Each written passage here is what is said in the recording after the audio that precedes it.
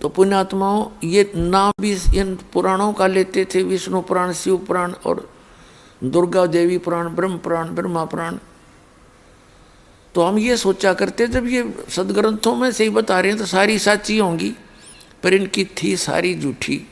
ये एक नंबर के झूठे थे। आचार्य शंकराचार्य और ये जितने मंडलेश्वर गुरु महंत हमारे हिंदू धर्म के थे, इनको अपने सदग्रंथों का कैख भी ज्ञान नहीं, आज तक भी ज्ञान नहीं इनको।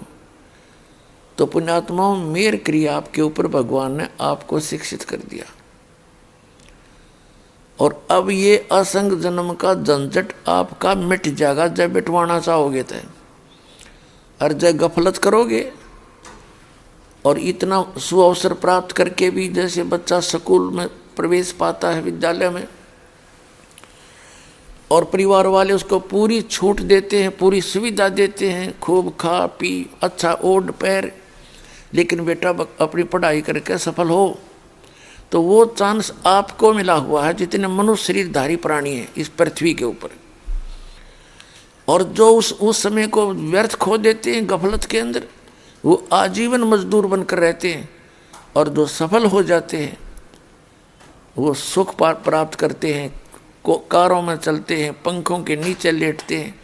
और जो गफलत कर जाते हैं विद्या के समय में, तो वो आप भी मजदूरी करते हैं, उनके बच्चे भी वहाँ मिट्टी के अंदर लेटे हुए होते। तो पुण्यात्माओं, यदि आप ईब चूक गए इस गोल्डन चांस को, ये गोल्डन चांस है चारों युगों का, ये प्राइम टाइम है उस भक्ति का, मोक्ष का। इसमें कंप्लीट कोर्स आपको दिया जा रहा है। पहले आंशिक साधनाएं दी जाती थी जिससे केवल आप इस जन्म मरण के चक्कर में रहते थे, मानव शरीर अधिक प्राप्त हो जाते थे। तो अब परमात्मा ने ये समय दिया है, तो अब आप इसको चूकना नहीं और अपना कल्याण करा लेना। प्रसंग चल रहा है कि श्रीमद् भगवद गीता अध्याय नंबर 4 के श्लोक नंबर 32 में एक ब्रह्मण्य मुखे शब्द है मूल पाठ में। तो इन अनुवादकर्ताओं ने इसका अड़ंगा कर रखा है, वेद की वाणी में लिख दिया। श्रीमद् भगवद गीता अध्याय नंबर 17 श्लोक नंबर 23 में यही ब्रह्मण्य शब्द है। ब्रह्मण्य ओम तत्सत इति निर्देश है, ब्रह्मण्य तिर्विध समर्थ है, ब्राह्मणा तेन वेदा च यगा विहिता पुरा। पुण्यात्माओं, आपने सनातन धर्म सुना, और सनातन धर्म के व्यक्ति श्री ब्रह्मा, श्री विष्णु, श्री शिव जी से ऊपर उनकी बुद्धि नहीं गई, और किसी ने ब्रह्म मानकर पूजा की तो भी लास्ट में उनके साथ कैसे धोखा हुआ। उन्होंने साधनाएं की, वेदोनुसार ओम नाम का जाप शुरू किया, और ब्रह्मा जी को आकाशवाणी हुई थी जब इसका जन्म हुआ था, तब ये युवा हुआ था कि तप करो तप करो। वो तप करो का आदेश था इस ब्रह्म का, काल का, और ब्रह्मा जी ने सोचा ये भगवान का आदेश है, वो तप है, तो उस आकाशवाणी से ग्रहण कर लिया। और यजुर्वेद के 40वें अध्याय के 15वें मंत्र से ओम मंत्र ले लिया। ओम मंत्र को उस पूर्ण परमात्मा का जानकर ऋषियों ने साधना की, और साथ में वो आकाशवाणी वाला हठ योग तप ले लिया। तो इन्होंने साधनाएं की, मेडिटेशन किए हठ योग से। तो इस काल भगवान ने प्रतिज्ञा कर रखी है कि मैं अपने वास्तविक रूप में कभी किसी को दर्शन नहीं दूंगा। श्रीमद् भगवद गीता अध्याय नंबर 4 के श्लोक नंबर 24 और 25 में इसने स्पष्ट किया कि अर्जुन, मैं अपनी योग माया से छुपा रहता हूँ, मैं कभी किसी के समक्ष नहीं आता। ये मेरा अनुत्तम अव्यय यानी अटल घटिया नियम है, और ये मूर्ख लोग मुझ अव्यक्तिम व्यक्तिम आपनम मनन्ते अबुधे। ये बेबुद्धि के लोग मुझे कृष्ण मान रहे होंगे, मैं कृष्ण नहीं हूँ, मैं तो छुपा रहता हूँ। चौथे अध्याय के श्लोक नंबर 4 और 9 में ये कहता, अर्जुन तेरे मेरे बहुत जन्म हो चुके, मेरे जन्म और कर्म अलौकिक है। अलौकिक कर्म ये इस प्रकार हैं, श्री कृष्ण में बोल रहा है। और आज तक ये ऋषि महर्षि आचार्य शंकराचार्य हमारे धर्मगुरु, ये मंडलेश्वर ऋषि महंत, ये कख नहीं समझ सके। ये कृष्ण जी बोल रहा था। जब अर्जुन कहता है कि हे महानुभाव आप कौन हैं, अर्जुन तो कृष्ण का, श्री कृष्ण तो अर्जुन के साले थे, क्या रिश्तेदार को पहचानना भूल गया वो? वास्तव में वो इसी बूंदी शकल देख कर डर गया, सचमुच किया था कोई और बला है, कृष्ण नहीं है। तो कहने का भाव ये है पुण्यात्माओं कि ऋषियों ने हठ योग किए, मेडिटेशन किए, और इसका ओरिजिनल रूप वो है जो गीता जी में 11वें अध्याय में लिखा है। अर्जुन जैसा योद्धा भी कांप गया और घबरा गया, कति थर थर कांपे। वो है इसका असली रूप। इसने कहा है गीता अध्याय नंबर 11 के श्लोक नंबर 32 में कि मैं काल हूँ सबको खाने के लिए अब आया हूँ। गीता अध्याय नंबर 11 के श्लोक 47-48 में इसने कंसेप्ट क्लियर कर दिया कि अर्जुन ये मेरा वास्तविक रूप है। इसको आज से पहले तेरे अतिरिक्त किसी ने नहीं देखा और आगे भी कोई नहीं देख सकता, ना वेदों वर्णित विधि से, ना तप से, ना जप से, ना किसी क्रियाओं से। इति सिद्धम के वेदों में वर्णित विधि तो वही है जो श्रीमद् भगवद गीता में वर्णित है, वही वेदों में है। तो परमात्मा प्राप्ति नहीं हो सकती।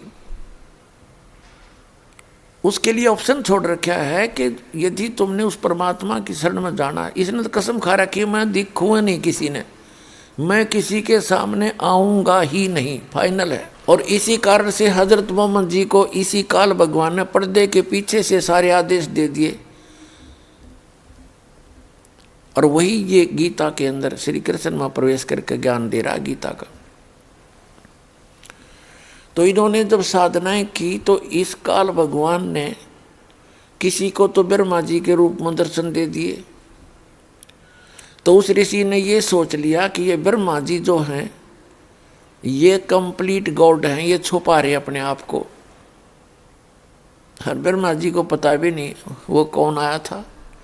ऐसे किसी को विष्णु जी के रूप में दर्शन दे दिए समाधि में, किसी को शंकर भगवान के रूप में दर्शन दे दिए समाधि में, किसी को दुर्गा के रूप में। जिस ऋषि ने समाधि दशा में विष्णु जी के रूप में दर्शन किए उसने इस सतोगुण विष्णु को कंप्लीट गॉड बता दिया, डंडोरा पीट दिया, अपनी गवाही दे दी। किसी ने ब्रह्मा जी के रूप में दर्शन हुए तो उसने ब्रह्मा जी को कंप्लीट गॉड बता दिया।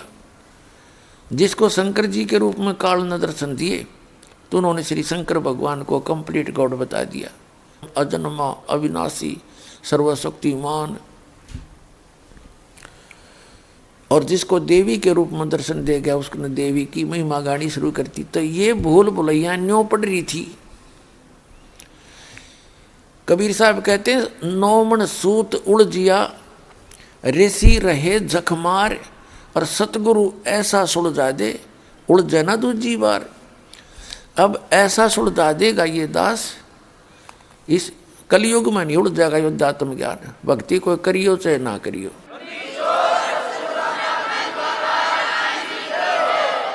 वैसे तो पुण्यात्मा परमात्मा सुलझा कर धर गए थे, सुलझा कर रख गए थे सुरक्षित, लेकिन ये कबीर पंथी ये बालक थे, इन्होंने वो सूत अधिक उलझा दिया।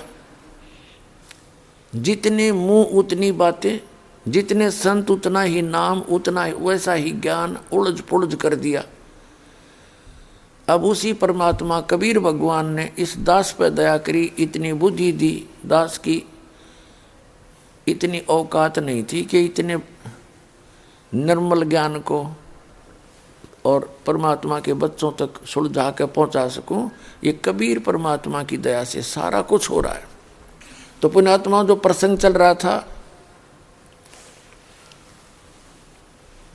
कि इन ऋषियों के समझ में नहीं आया कुछ भी। जैसे दास बता रहा था कि ये सनातन धर्म है जो ऐसे श्री ब्रह्मा जी, श्री विष्णु जी, श्री शिव जी के ऊपर पूर्ण रूप से आसक्त हो गया, इनको सुप्रीम पावर मान गए।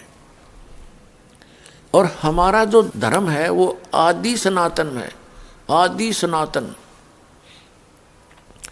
जैसे श्रीमद् भगवत गीता अध्याय नंबर 17 के श्लोक नंबर 23 में कहा है कि ओम तत् सत इति निर्देश है ब्रह्मणे त्रिविधः समर्थ है ब्राह्मणा तेन वेदा च यज्ञा विहिता पुरा।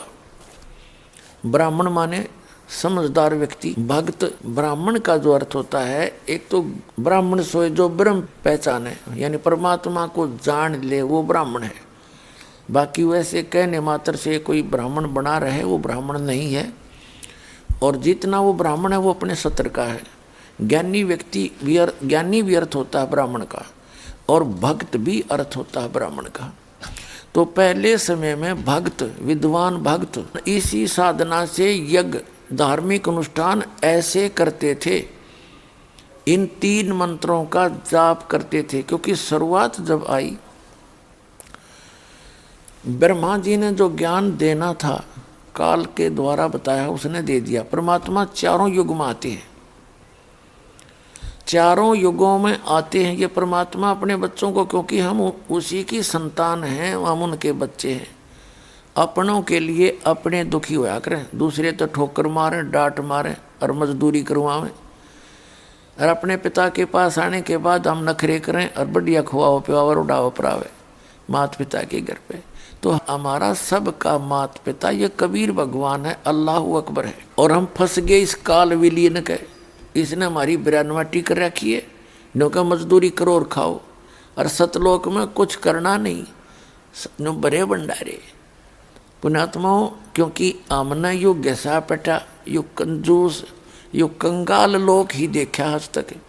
हमने उस परमात्मा के लोक की झलक भी नहीं देखी, इसलिए हमारा ये बात जचती नहीं, विश्वास नहीं होता कि भगवान कैसे दे देगा बगैर करे। भगवान ने एक विधि बताई है कि ऐसी साधना करो और ये भक्ति करो तो तुम्हें बिना करे भी दूंगा मैं।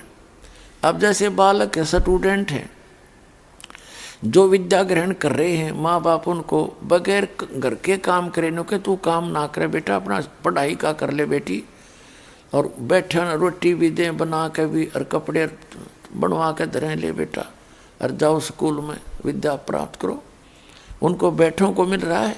और यदि वो बच्चे गफलत करते हैं, बच्चे माता पिता 1-2 वर्ष देखेंगे, फिर उन्हें कहेंगे चल कर मजदूरी, बैठ दुकान पे, ना चल खेतों में, तो फिर वो मजदूर लाने पड़े।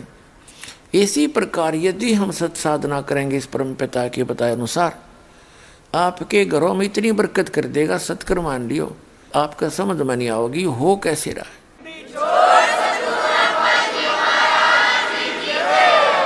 ऐसे तो बहुत उदाहरण है। दास के साथ तो पल पल पे घटना घटी थी, तभी दास ने इसके डंडोरा पीटा, गवाही दी, कबीर इस गौड़ना। कबीर साहब को भगवान कहना, अपने मजाक करवाना, और सुना नहीं कोई सपने में भी है कबीर साहब ने भगवान, बताओ सुन लो बात इसकी। और लेकिन ये भगवान था और है और सदा रहेगा। तो दास के साथ बीती ऐसी ऐसी घटनाएं। अब आम आदमी ने बताओ था नो कह मूर्ख हैं ये, इनका दिमाग चल गया, हमने तो न्यू क्या करेंगे, कहने दे। तो कहते हैं भक्ता ने तो समाज बावड़ा दिखा करे, हर समाज ने भगत बावड़े दिखा करे। तो उसके लिए बता अकल अलोने दीखते, ये सर्व अकल के मूल, और सदा रटे हरि नाम को ये झूल अनंत झूल। जनता ने तो अकल अलोने दिखे कि मूर्ख आदमी तीसरे दिन सत्संग में जाए, जब देखे माला ले बैठे पावे हैं, या कि मैं आरती सी करें, पता नहीं क्या फंड करे। तो उन तो हम पागल दिखे, काम कर करा नहीं जाता, धंधा करते को नहीं, तीसरे दिन सत्संग में बैठे रहे। तो समाज के लिए तो हम अकल अलूने हैं। अकल अलूने माने मूर्ख। तो कबीर साहब कहते हैं अकल अलूने दिखते, ये सर्व अकल के मूल, इन तो सब ज्ञानों का ज्ञान हो गया कि मोक्ष भगवान से होगा, इस साधना से होगा। मनुष्य जीवन बार बार मिले नहीं, और परमात्मा जब बरकत देगा तो ऐसी देगा, समाज खड़ा खड़ा देखेगा और आपकी नकल करेगा, आपके साथ आना पड़ेगा उन्हें एक दिन। ये विश्वास है।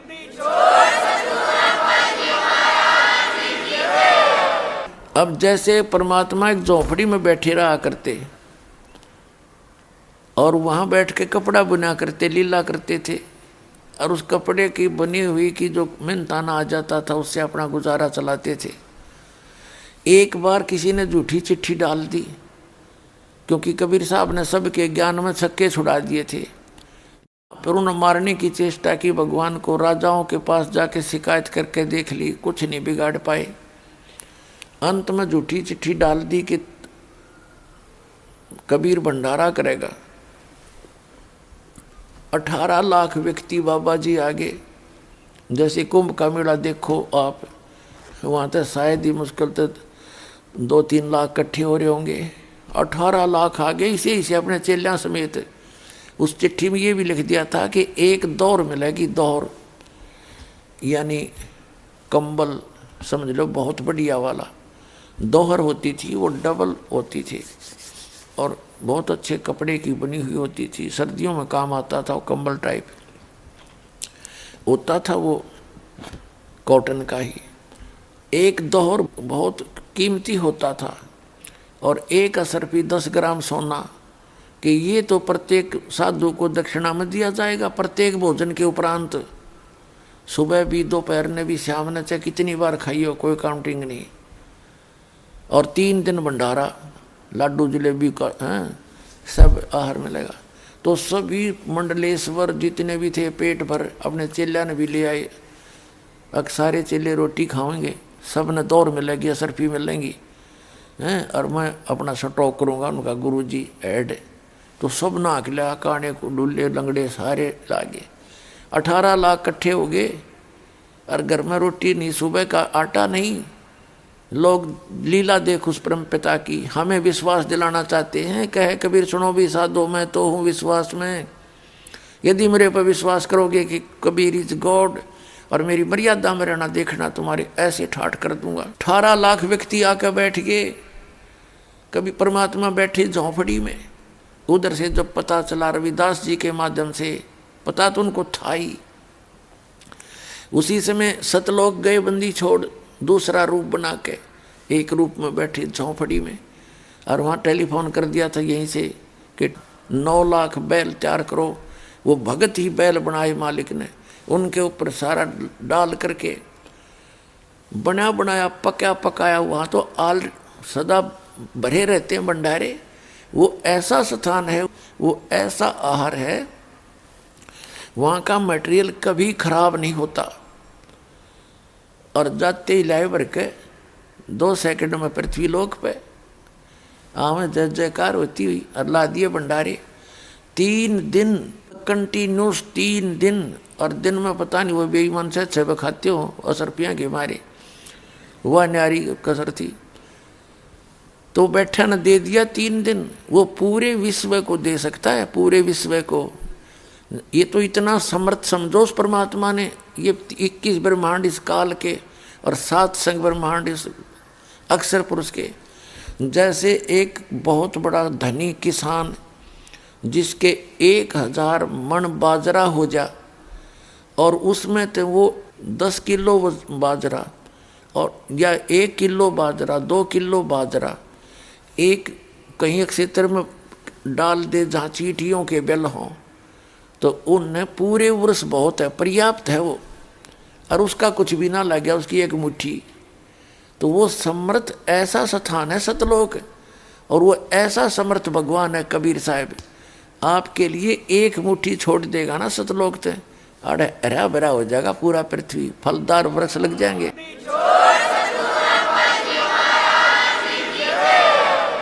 सदा बाहर कर देगा इस पृथ्वी को।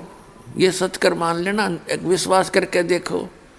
और जो क्रिया दास बताता भगवान की बताई हुई, इसको करके देखो पूरा विश्व, जब पुनः सतयुग जैसा माहौल नहीं आ जाता, आवत गाई, क्योंकि सबने मानना पड़ेगा, ये आदेश है भगवान का।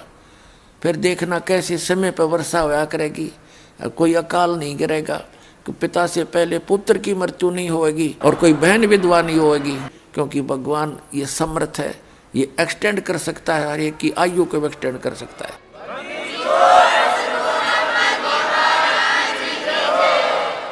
क्योंकि अब क्या स्थिति आ गई, बहन विधवा हो रही है, क्योंकि पति पीवा शराब, वह 6 महीने साल 2 साल दुख सुख पाका, आखिर महीनों कहे भगवान यू मर जाता अच्छा है, तो बतावा कैसे फिर सुहागन रहेगी। और पहले इतना अच्छी तरह रहा करते थे, नेक नीति से व्यवहार करते थे, अब हमारे विचार मलिन हो गए, विचार साफ थे। अपनी पत्नी को वो बहुत प्यार से रखा करता था, तो पत्नी हरदम दुआ किया करती थी, ये परमात्मा इतनी अच्छी आत्मा का आदमी है, इससे पहले मैं मर जाऊं, यो बाद में मरे। तो पुण्यात्माओं, अब पुनः वही स्थिति आ जाएगी, सब बुराई छोड़ेंगे। ये बीड़ी शराब मांस तम्बाकू, ये बकवाद चटपट, हमने कहाँ बकवाद सीखी, उन गंदे लोगों से सीखी। और ये नाचने गाने सरेआम रंडियों जैसा काम ब्याह में करने लग गए हम, नाचना गाना, इसी बूंदी शकल कर ले, मुंह पर लाल लाल लगा के, ये कोई और यू फैशन बन गया। ये लिपस्टिक ना लाओ तो बहनें कहती हैं, ऑफिस के अंदर चर्चा चलती है कि तू क्या हो गया, तेरे घर में क्या घट गई घटना, तू ये लिपस्टिक ना ला कहती, ये ऐसा बूंदा मुँह ना कर कहती है तेरा के भैया। ये सारी हमने एक परंपरा बना ली, जो कितनी बकवाद है वो एक परंपरा में आ गई। इसको ख़त्म करेंगे, बिल्कुल जड़ से मिटाएंगे, सीधे स्वभाव से रहेंगे। और हम विवाह शादियों में जो बेमतलब की अपनी समस्या पैदा करते कतई नहीं करेंगे, क्योंकि इससे हमारा एक दूसरे का संस्कार बढ़ता है।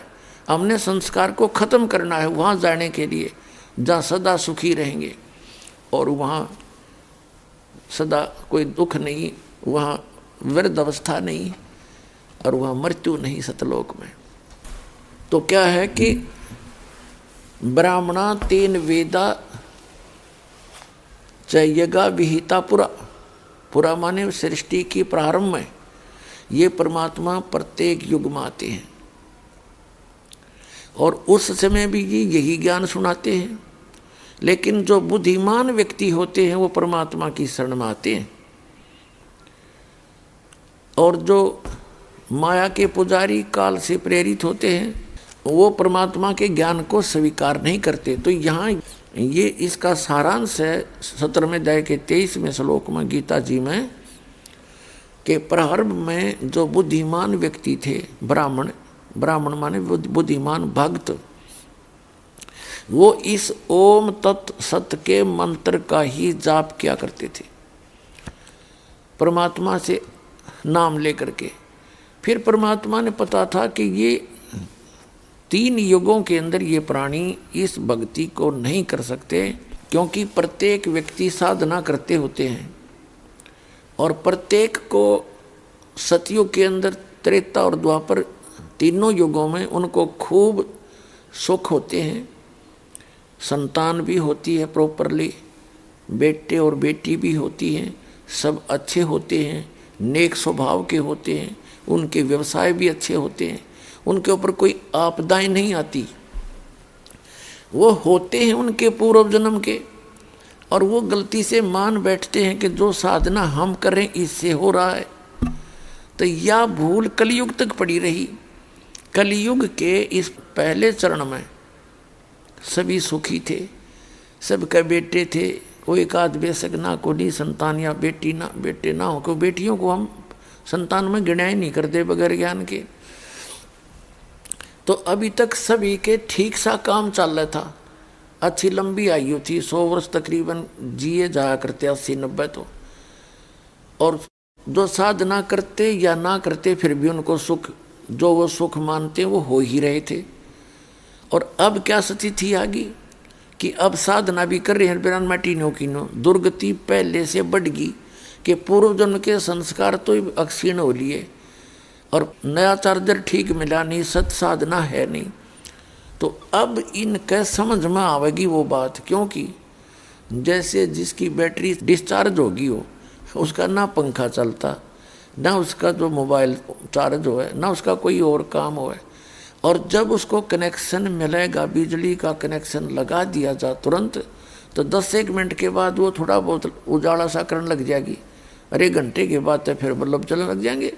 तो ऐसे ही आप जी की बैटरी डिस्चार्ज होली सतयुग, त्रेता, द्वापर, तीनों युगों में। और आप करते रहे शास्त्र विधि त्याग का मनमाना आचरण, आप ये सोचते रहे हम साधना कर रहे हैं उससे लाभ हो रहा है, और वो साधना अब कर रहे तो ईब क्यों ना होता आपको लाभ, क्योंकि वो साधना थी ही नहीं, वो शास्त्र विधि त्याग का मनमाना आचरण था। और ईब आपको 3 फेस का कनेक्शन देगा ये दास, लानते ढूंढा ठा देगा, आपको पता चलेगा खाया बन की बात।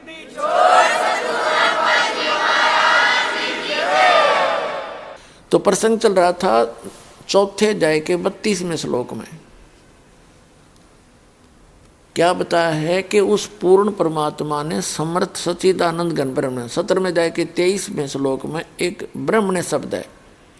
इन्हीं अनुवाद करताओं की यहाँ बुद्धि सलप नहीं करी, इन्होंने सही अनुवाद कर दिया, ब्रह्मण्य माने सच्चिदानंद घन ब्रह्म, यानी गीता ज्ञान दाता से कोई और है समर्थ शक्ति, जिसके विषय में 4 अध्याय के 34वें श्लोक में और जिसके विषय में 7वें अध्याय के 29वें श्लोक में कहा कि उस तत्ब्रह्म को जो जान लेता है, सारे आत्म ज्ञान से परिचित है और सभी कर्मों से परिचित है, वो व्यक्ति केवल जरा और मरण से मोक्ष पाने के लिए ही प्रयत्न साधना करता है, इस संसार की किसी वस्तु की डिमांड नहीं करता। अब अर्जुन ने 8वें अध्याय के प्रथम मंत्र में गीता जी में पूछा कि किम तत्ब्रह्म, किम अध्यात्म और किम कर्म पुरुषोत्तम, वो तत्ब्रह्म कौन है जिसके विषय में आप बता रहे हो, उसको जानने के बाद फिर आदमी यहाँ की कोई इच्छा नहीं चाहता, उस अध्यात्म ज्ञान से परिचित हो जाता है। उस अध्यात्म ज्ञान से परिचित होकर जो 4 अध्याय के 34वें श्लोक में लिखा है कि तत्वदर्शी संत की खोज कर ले, वो तत्व ज्ञान बताओगा। और तत्व ज्ञान कौन सा होगा, जो 4 अध्याय के 32वें श्लोक में बताया कि सच्चिदानंद घन ब्रह्म ने खुद अपने मुख आके बोला, वो ज्ञान है तत्व ज्ञान। और वो तत्व ज्ञान ना गीता जी में, ना वेदों में, ना कुरान में, ना पुराण में, ना बाइबल में, ना तोरा जबूर और अंजील में, वो तो ज्ञान इसे हटकर है, चारों युगों में दिया, वो नष्ट कर दिया गया बाद में, किसी का समझ में आया नहीं। अब कलयुग में फिर दया करी दाता ने, 600 वर्ष पहले आए थे, 120 वर्ष रह के गए परमात्मा। परमात्मा की पहचान बताते हुए कुरान शरीफ का एक वक्ता मुसलमान भाई बार बार कहता है कि परमात्मा की पहचान यदि करनी है तो सूरत इखलास 112 की आयत 1 से 4, उसमें 4 आयत हैं, उसमें ये प्रमाण है कि वो ना तो जन्म लेता है, वो जन्म नहीं लेता, वो इमोर्टल है, अविनाशी है।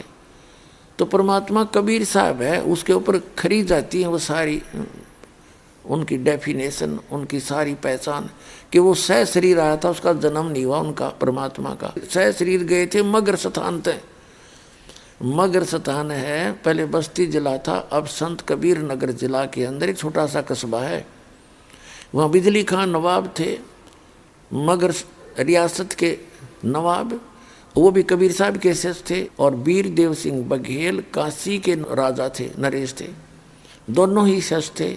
परमात्मा ने मगर के अंदर आकर शरीर छोड़ने का, अपना अंतिम प्रस्थान करने का फैसला कर लिया, क्योंकि ब्राह्मण लोगों ने मूर्ख बना रखा था समाज को कि जो मगर मरेगा वो गधा बनेगा और नरक में जाओगा। परमात्मा ये कहा करते कि ये झूठ बोल रहे हैं, ये आचार्य शंकराचार्य थरे मंडलेश्वर ब्रह्म, ये संत महंत, ये ब्राह्मण, क्योंकि सत भक्ति करने वाला व्यक्ति कहीं मरियो, वो अपनी जैसी भक्ति कर रहा है उसके आधार से वहाँ जाएगा, और खोटे कर्म करने आते काशी में मर जाइयो, गधा बनेगा। इसको प्रमाणित करने के लिए परमात्मा ने कहा था मैं मगर में शरीर छोड़ दूंगा, और आ जाइयो पंडितों, अपना ले कर पोथी पतरा, अरे हिसाब लगा लियो कहाँ गया हूँ मैं।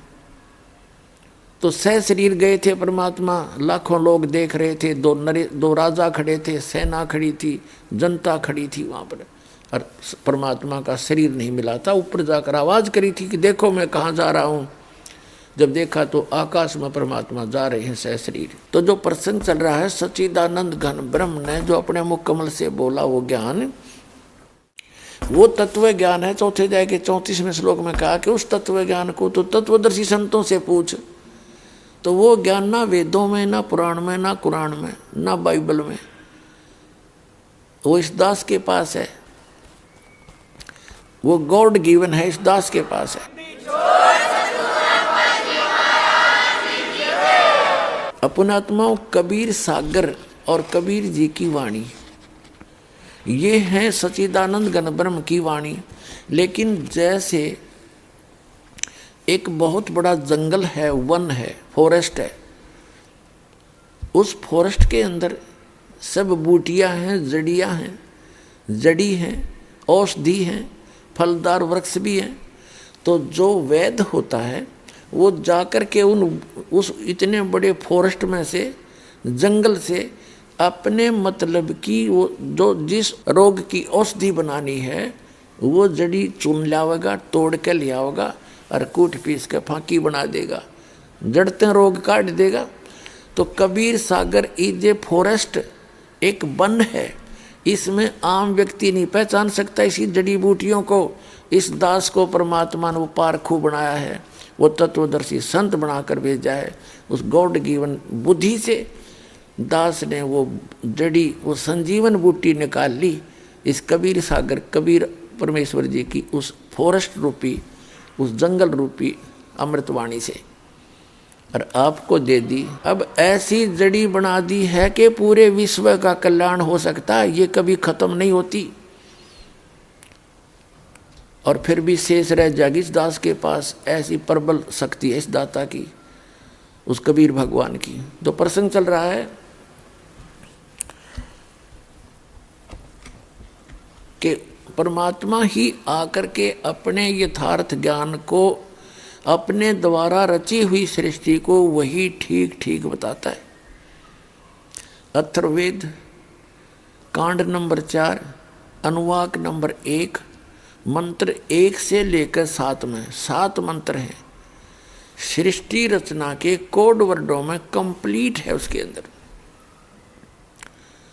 लेकिन गुरु और टीचर तो वही होता है जो कोड वर्डों को भी समझे और विद्यार्थियों को विश्लेषण करके बतावे। आज तक हमारे इन वेदों के पाठकों और वेदों के 3 चतुर्वेदियों को, चारों वेदों को जो कंठस्थ घोट के और सुनाते फिरते थे, त्रिवेदी तीनों वेदों का को घोट लेते थे, दिव्यवेदी जो 2 वेदों को कंठस्थ याद कर लेते थे, उन ब्राह्मणों को दिव्यवेदी कहा करते थे, दिव्यवेदी। और उनको तो कख भी पता नहीं इनमें है क्या, वो तो लद्दे फिरे थे बे मतलब।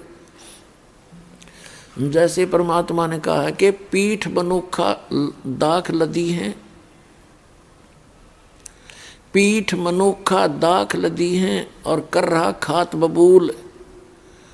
ऊंट के कमर के ऊपर मनुखा दाख लाद रखी है व्यापारी ने, और अज्ञानता के कारण वो तो इतनी नॉर्मल चीज से कमर पर धरे बैठा है और स्वयं बबूल खा रहा है कि करके कांटा में मुंह फड़वा रहा है अपने आप। तो ये ब्राह्मण, ये त्रिवेदी चतुर्वेदी दिव्यवेदी यही से थे। कमर पर तो यानी चारों वेदों को कंठस्थ याद करें और करें तीर्थ व्रत और धामा पर जावें, पूज्य मूर्ति रामकृष्ण को भगवान बतावें। तो कहते हैं पीठ मनुखा दाख लदी है और यो कर रहा खावे बबूल। तो पुण्यात्माओं दास ने वो बोरा पटक दिया मनुखा दाख का, और खाओ और छको आनंद लो। वो वास्तविक मंत्र भक्ति का आपको दे दिया।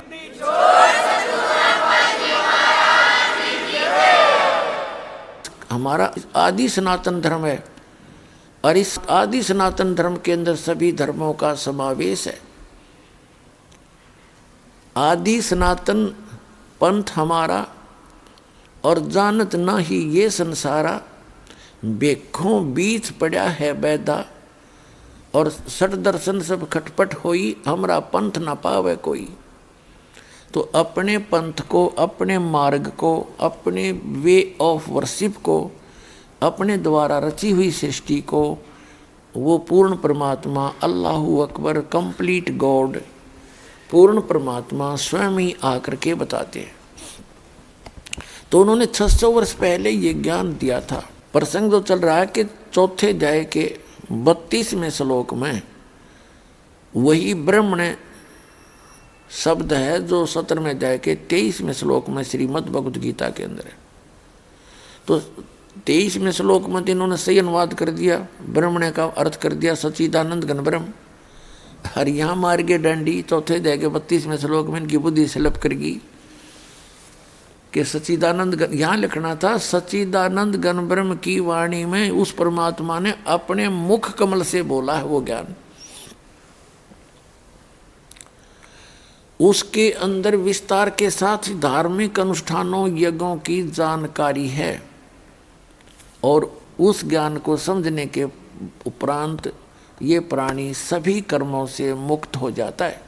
चौथे अध्याय के 34वें श्लोक में गीता ज्ञानदाता कहता है कि उस तत्व ज्ञान को जो गॉड गिवन है, complete God given, complete spiritual knowledge है, जो पूर्ण परमात्मा के द्वारा पूर्ण अध्यात्म ज्ञान है, उस ज्ञान को तू तत्वदर्शी संतों के पास जाकर समझ।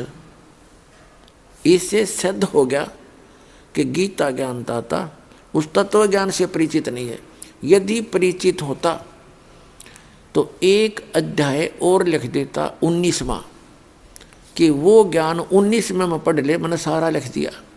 इसको पता ही नहीं, क्योंकि ये सब जीव संज्ञा के अंदर, जैसे प्रधानमंत्री के अंतर्गत पूरे देश के जितने भी अधिकारी हैं वो उसके अंतर्गत आते हैं। प्रधानमंत्री सुप्रीम पावर है, वो इनकम्प्लीट पावर है, इनकम्प्लीट साहब हैं। तो उनके अंदर अन्य चाहे गृह मंत्री है सेंटर का और चाहे गृह मंत्री है यहाँ अपने कोई प्रांत का या मुख्यमंत्री है, वो प्रधानमंत्री जितना शक्तिशाली नहीं हो सकता। इसी प्रकार ये ब्रह्म जो है ये भी साहब है, भगवान है, ब्रह्म है, लेकिन ये सरब्रह्म है, सरपुरुष है। गीता अध्याय नंबर 15 के श्लोक नंबर 16 और 17 में स्पष्ट किया है। पुण्यात्माओं, आज तक जो सबसे बड़ा उलझन हमारे सामने रही है कि प्रत्येक धर्म के धर्मी व्यक्ति अपने अपने धर्म को उत्तम मानते हैं, दूसरे वाले को रिजेक्ट करते हैं किन्हीं किन्हीं कारणों से। अब पहले तो यहाँ हमारी अज्ञानता है कि हम धर्म में दोष निकाल रहे। धर्म तो धर्म ही है, ना कम होता है ना ज़्यादा होता है, घटिया तो होता नहीं, वो तो श्रेष्ठ ही श्रेष्ठ है। धर्म उस का नाम है जिसके अंदर ये लक्षण हो, वो धर्मी व्यक्ति होगा। जो इन नियमों का पालन करता है वो धर्म है। धर्म का अर्थ है एक संविधान है। वो संविधान के अंदर है नंबर 1 तम्बाकू सेवन नहीं करे, नंबर 2 मांस नहीं खावे, नंबर 3 शराब नहीं पीवे, नंबर 4 परस्त्री गमन बलात्कार आदि बकवास दुष्टता नहीं करे, डाके नहीं मारे, चोरी नहीं करे, और किसी की वचन मन कर्म वचन से भी किसी की आत्मा नहीं दुखानी चाहिए। तो ये धर्म के एक नियम है। और भक्ति करे पूर्ण परमात्मा की, अल्लाहु अकबर की, उस कंप्लीट गॉड की। तो ये धर्म है, ये कानून है धर्म का, ये संविधान है। इस संविधान को पालन करने वाले को धर्मी व्यक्ति कहते हैं, धर्मात्मा, पुण्यात्मा। और जो इनमें से एक भी नियम का पालन नहीं करता तो उसने पंचर कर रखा है अपनी गाड़ी में, वो वहीं खड़ा है, बेसिक धर्मात्मा कहलाता है। तो इसका छोटा बड़ा नहीं होता धर्म का। फिर रही बात कि जैसा भी जो जिस पुस्तक को पढ़ता है उसको वो अपने हिसाब से उसको सेटिंग करके सर्वश्रेष्ठ मान बैठता है। तो पुण्यात्मा, वेद जो है ये पुरातन ग्रंथ है, सबसे पुराने और सबसे श्रेष्ठ। सबसे श्रेष्ठ का मतलब है उस सूक्ष्म वेद को छोड़ के अन्य ये श्रेष्ठ ज्ञान रखते हैं। और उसके बाद है श्रीमद् भगवत गीता। उसके उपरांत अन्य जो ग्रंथ हैं, पुराण हैं, उपनिषद हैं, महाभारत या सुधा सागर है, ये किसी ऋषि विशेष का ज्ञान है। तो वो ऋषि विशेष का ज्ञान जो है वो अपने स्तर का होता, उसका अपना अनुभव, जैसा उसने भगवान को जाना। तो पवित्र श्रीमद् भगवत गीता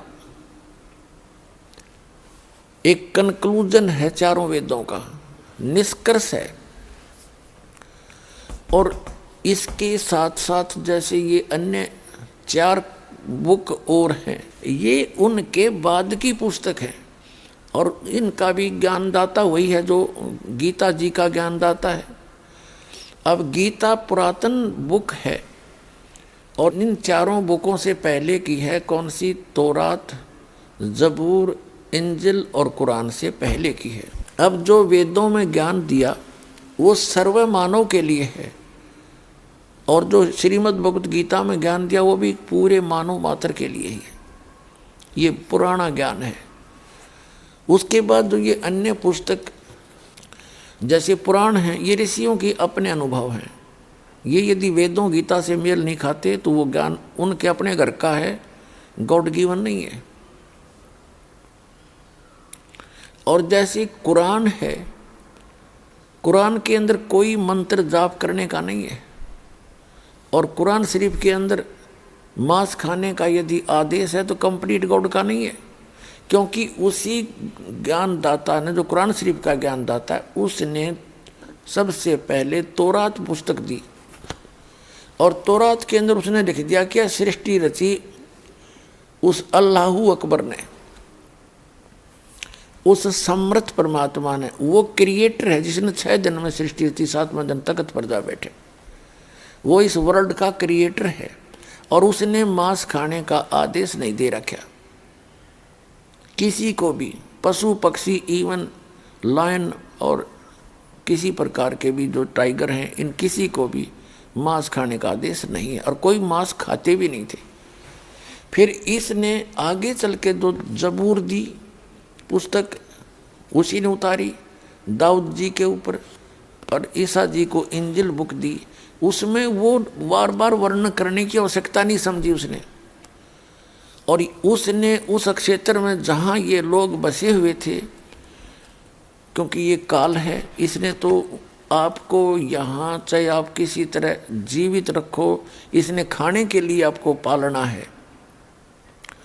तो इसने आदेश दे दिया उसमें कि मांस खाओ, ऐसे पशुओं का खाओ, ऐसे का ना खाओ, सूअर मत खाओ, गाय खाओ, बकरे खाओ, फलाना खाओ।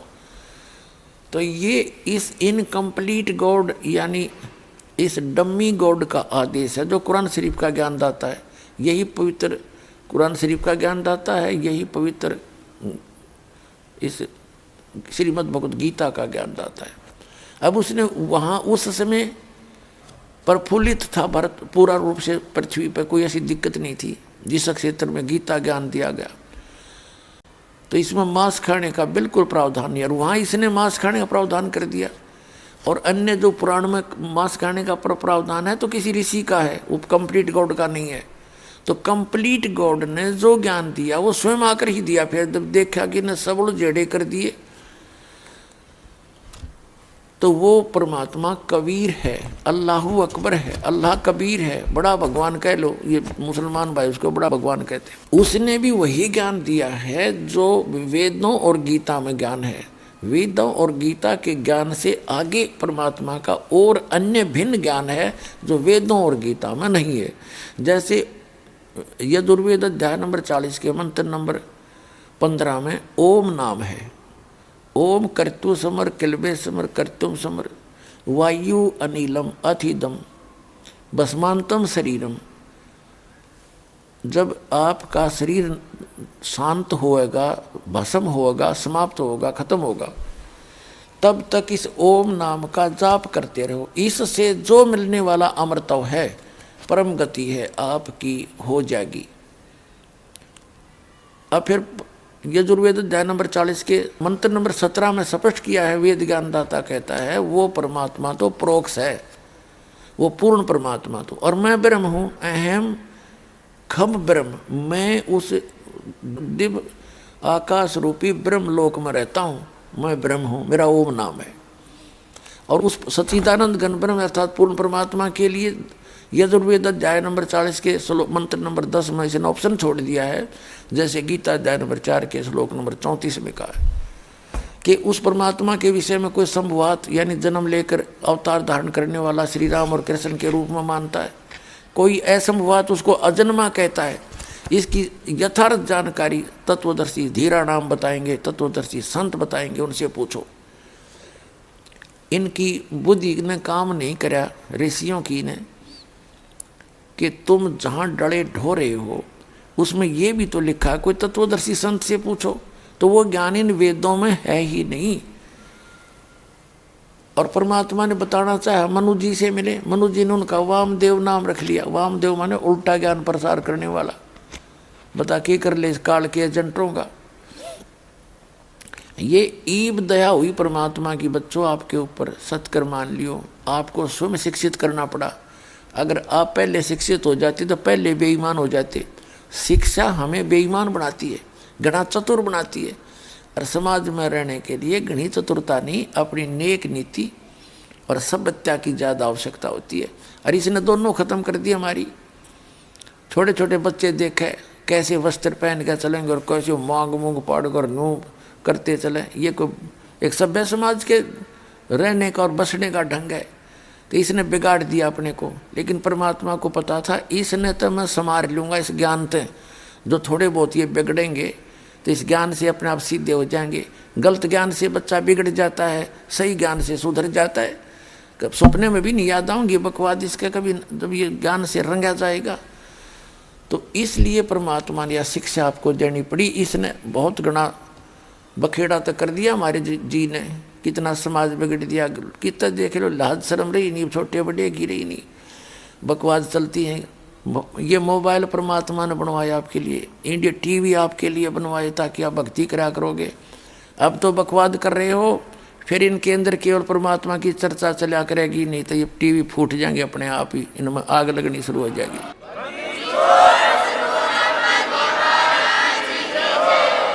ये तो दिया इसलिए अनमोल रत्न आपको, ना आदमी बना के दिखाओ कंप्यूटर ये इंटरनेट। ये तो गॉड गिवन माइंड है। और ये फूले पड़े साइंटिस्ट, याडन गड्ढे थे साइंटिस्ट। 4 युग हो गए एक रेड में, एक रेड ढंका नहीं बना सके। 4-4 6-6 खच्चर जोड़ कर एक रत्न घसीटे अंडा करते थे। कहाँ थे इनके पास वो। अब दास का जन्म हुआ किसान परिवार के अंदर। फसल को निकालने के लिए एक छड़ा लिया करते, छड़ा यानी एक झाड़ काट के, और उसने उस गेर के वो सारा फसल गेहूँ की पकी हुई और उसको ऊपर बैलों कर उसने अंडाए जाते छड़े ने। और वो एक महीने में जाकर सूत में आता वो 100 मन गेहूँ मुश्किल थे। अरे 100 मन गेहूँ काट दें कट दे घंटे के अंदर। तो ये गॉड गिवन आपके लिए दिया कि समय को आप भक्ति में लाइयो। जब ताशा खेलन पर लाइयो, राजनीति की बतलाओ है, टीवी पर आँख पाड़े बैठे रहे, फिल्म देख के सारा परिवार, फिर राम नाम की चर्चा सुना करोगे। आपने ये सुहावे नहीं किए बकवाद जो आजकल आपको बहुत अच्छी लग रही है। ये तो बालकों का खेल है। तो ये परमात्मा ने दिया ये ज्ञान आपको।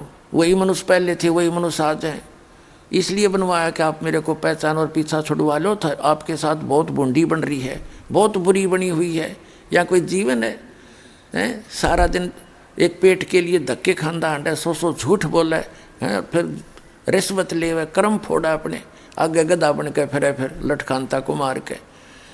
तो यह दुर्गति आपने दूर दिखाई देगी सामने, जब आपकी मोतिया बेद हट जाएगा या काल की भांग उतर जाएगी। और भांग उतरेगी सत्संग से। आज तक सत्संग नहीं मिला आपको, सत्कर मान लियो पुण्यात्मा हो, आपको सत्संग नहीं मिला।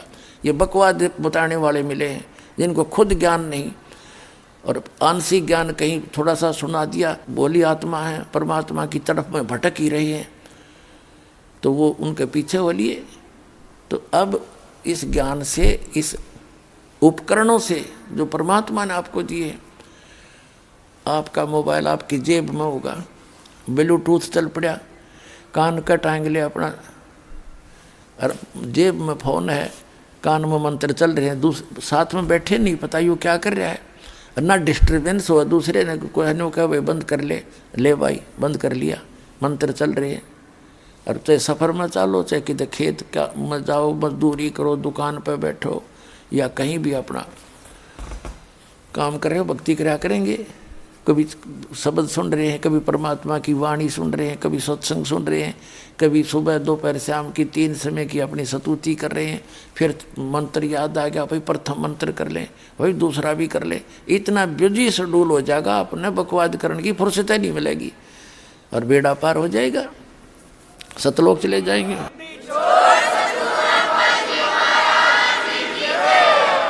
तो जो प्रसंग चल रहा था पुण्यात्माओं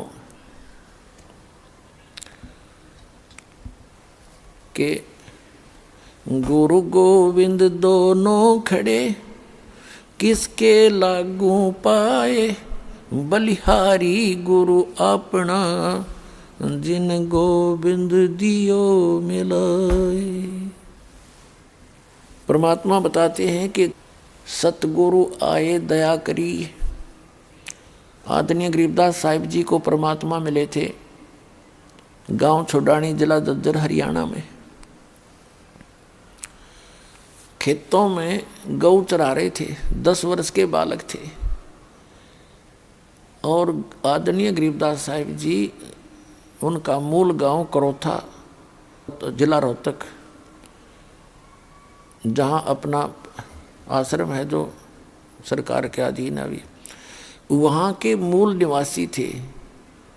और छुडानी गांव है जिला जज्जर के अंदर, वहाँ आदरणीय गरीबदास साहिब जी के नानका थे, यानी मामा थे। वहाँ उनकी मम्मी थी, वहाँ की माँ, उनकी माता जी गाँव छुडानी की थी। और उनकी माता जी का नाम रानी देवी था।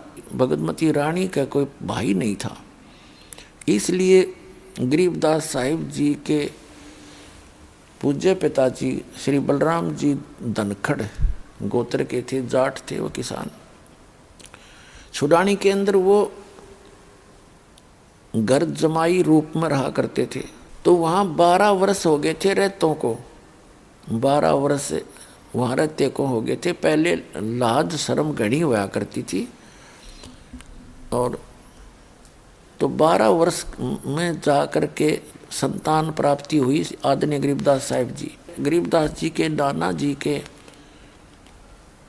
1400 एकड़ लगभग जमीन थी, 1400 एकड़ यानी 2500 बीघा, बड़ा बीघा होता था वो, जो वर्तमान के 3.25 बीघों का, 2.5-3 बीघों का 1 बीघा होता था। तो इतनी जमीन थी, वर्षा हो जाती कुछ बोई जाती, बाकी वैसे चरागा बनाया खाली रखा करते, पशु पालन ज़्यादा करते थे।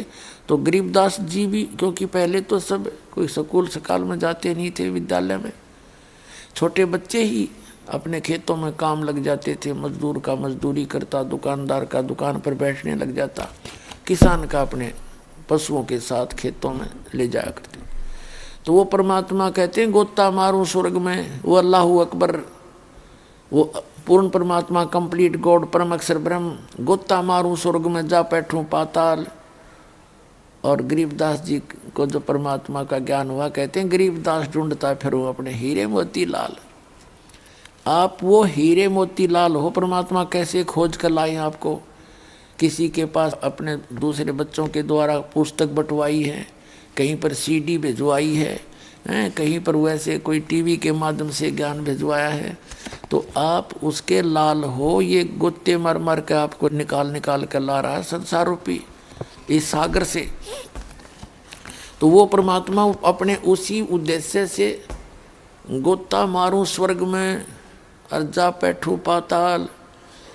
गरीबदास जी के उनकी वर्णन करें भगवान की महिमा की, कबीर साहब यूं कहते हैं कि गरीबदास ढूंढता फिर वो अपने हीरे मोती लाल। तो वहाँ पहुँच गए छुडानी में।